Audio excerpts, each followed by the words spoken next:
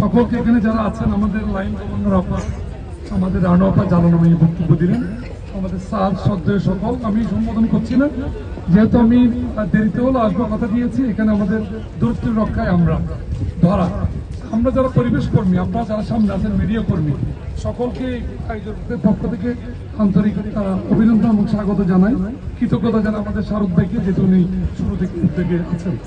আমরা নদী রক্ষায় এই সরকারের কাছে প্রত্যাশা, আমি আগে পরে সরকারের কাছে কথা বলবো না, যেহেতু আমাদের বেলার যে আপা এখন পরিবেশ উপদেষ্টা, উনি একটা উদ্যোগ নিয়েছেন, আপনারা জানেন, পূর্ববর্তী বক্তারাও তো বলেছেন, আমি আবার রিপিট করি, সেটা হচ্ছে 2 মাসের মধ্যে একটা তথ্য চেয়েছেন।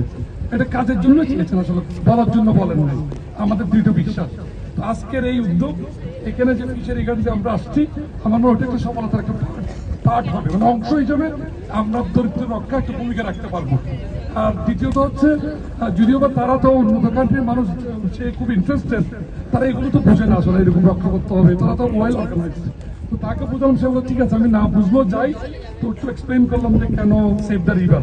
তো তাকে স্বাগত জানাই। ওর নাম হচ্ছে ইয়োগা, ও সেকেন্ড টাইম, দ্বিতীয়বারের মতো বাংলাদেশে আসছে। ও আমাদের কৃষ্টি কালচার সব বোঝে, ডান্স টান্স সবকিছু ও জানে, আমাদের সীমাবদ্ধতা, সেজন্য আমাদের ওয়ারিড না, ওকে নিয়ে আমরা আরো ব্যাখ্যা দিব।